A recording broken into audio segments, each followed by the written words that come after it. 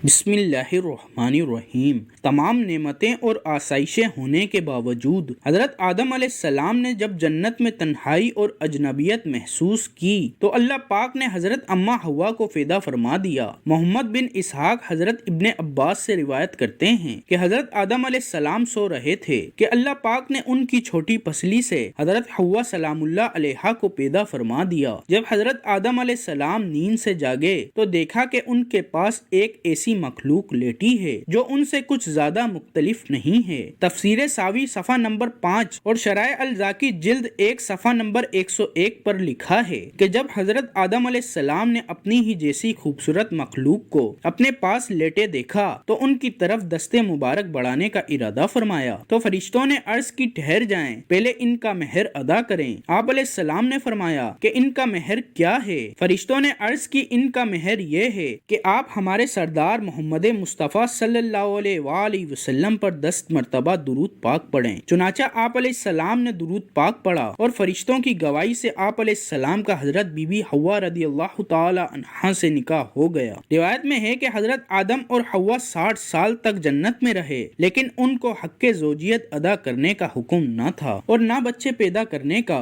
حضرت آدم اور حضرت حوا بڑے آرام و سکون سے جنت میں رہتے رہے۔ اس عرصے میں دونوں پر جنت کے کسی بھی حصے میں جانے پر پابندی نہ تھی سوائے شجر ممنوعہ کے۔ شیطان اب ان دونوں کا کھلا دشمن تھا اور اپنی سزا کا بدلہ لینے کے لیے بے قرار بھی۔ اس کی شدید خواہش تھی کہ یہ اللہ کے حکم کی خلاف ورزی کریں۔ پھر شیطان نے ان دونوں کے دلوں میں وسوسہ ڈالا تاکہ ان کی شرمگاہیں جو ایک دوسرے سے پوشیدہ تھیں بے پردہ ہو جائیں۔ حضرت آدم علیہ السلام اور حضرت حوا کے لباسوں کے متعلق یہاں پر 2 طرح کی روایات ہیں۔ ایک روایت تو یہ ملتی ہے کہ جنت میں ان دونوں کا لباس بھی جنتی تھا جس میں ان دونوں کے سروں پر تاج بھی تھا، جبکہ دوسری روایت کے مطابق ان کے جسم جنتی درختوں کے پتے تھے جن سے ان کے سطر ایک دوسرے سے پوشیدہ تھے۔ اب شیطان روز ان کے دلوں میں وسوسے ڈالتا اور ایک دن کہنے لگا، تمہارے رب نے تم دونوں کو اس درخت سے اس لیے منع فرمایا کہ کہیں یہ پھل کھا کر تم دونوں فرشتے نہ ہو جاؤ یا کہیں ہمیشہ زندہ رہنے والوں میں سے ہو جاؤ۔ شیطان کی شیطانی اور بہکاوے والی باتیں سن کر حضرت حوا سوچنے پر مجبور ہو گئیں۔ آخرکار شیطان کی مسلسل کوششیں اور سازشیں رنگ لے ہی آئیں۔ اس نے حضرت حوا کو پھل کھانے پر راضی کر لیا۔ ایک دن حضرت حوا نے حضرت آدم سے کہا کہ ہم اس شجر ممنوعہ کا ذرا سا حصہ کھا کر تو دیکھیں، آخر وہ کیا راز ہے جو اللہ نے اسے کھانے سے منع فرمایا ہے۔ شروع میں تو حضرت آدم اس کے لیے قطعی طور پر تیار نہ تھے، لیکن پھر حضرت حوا کے مسلسل اصرار پر بادل نہ خواستہ وہ بھی راضی ہو گئے۔ خیر حضرت آدم و حوا پھل کھانے پر تیار ہو گئے اور ابھی پوری طرح پھل کھا چکا بھی نہ تھا کہ ان کی سطر گاہیں ایک دوسرے پر عیاں ہو گئیں، جس پر دونوں نے پریشانی کے عالم میں جنت کے درختوں کے پتے توڑ توڑ کر اپنا بدن چھپایا۔ اللہ نے دونوں کو پکارا اور فرمایا، کیا میں نے تم کو منع نہیں کیا تھا کہ اس درخت کا پھل نہ کھانا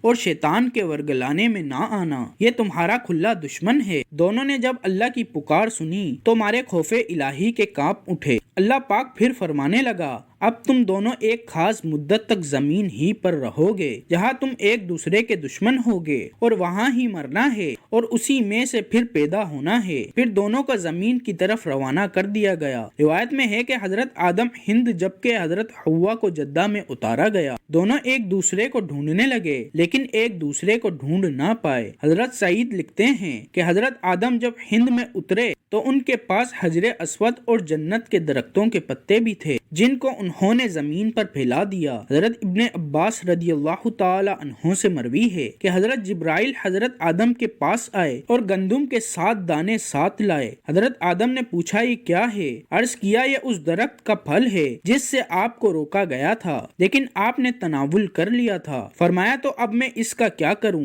عرض کیا، ان کو زمین میں بو دیجئے۔ حضرت آدم ایک طویل عرصے تک اللہ کی بارگاہ میں روتے رہے۔ ایک دن اللہ پاک حضرت آدم کی گریہ و زاری پر رحم آیا تو اللہ پاک نے حضرت جبرائیل کو بھیجا کہ آدم کو معافی کی خوشخبری سنا دو۔ حضرت آدم خوشی سے سرشار بارگاہ خداوندی میں سربا سجود ہو کر شکر بجلائے۔ پھر حضرت جبرائیل انہیں لے کر مکہ آئے، جہاں حضرت آدم نے کعبہ شریف کی بنیاد رکھی اور حجر اسود کو کعبے کی دیوار پر نصب فرمایا، پھر اس کے گرد طواف کیا۔ طواف سے فارغ ہو کر حضرت جبرائیل انہیں جبل عرفات پر لے گئے، جہاں حضرت حوا تشریف فرما تھیں، لیکن طویل عرصے کی جدائی اور حالات نے بہت سے جسمانی تغیرات پیدا کر دیے تھے، چنانچہ دونوں ایک دوسرے کو پہچان نہ پائے، جس پر حضرت جبرائیل نے دونوں کا تعارف کروایا۔ ناظرین، یہی وہ وقت تھا کہ جب پہلی دفعہ آپ کو حیض بھی آیا اور اللہ پاک کے حکم سے پھر حضرت آدم اور حضرت حوا کو کثیر اولادیں ہوئیں۔ حضرت اماں حوا کے حمل سے جڑواں بچے پیدا ہوتے تھے، جن میں ایک لڑکا اور ایک لڑکی ہوتی تھی، جبکہ جب آپ دوسری دفعہ امید سے ہوئیں تو پھر ایک لڑکا ایک لڑکی پیدا ہوتے،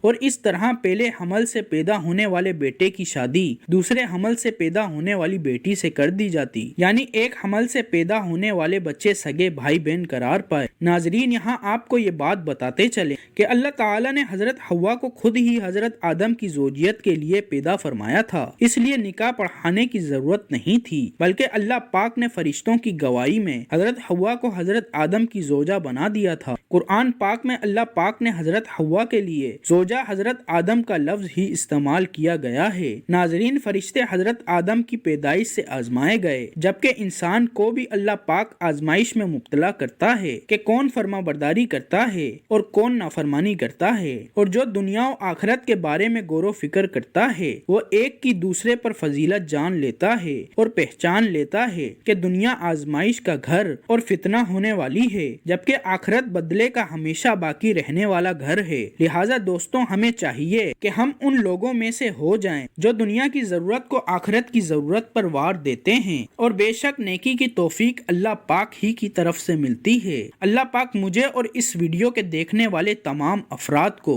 گناہوں سے دور رہنے اور نیک اعمال کرنے کی توفیق عطا فرمائے۔ کمنٹ سیکشن میں آمین لکھنا مت بھولیے گا۔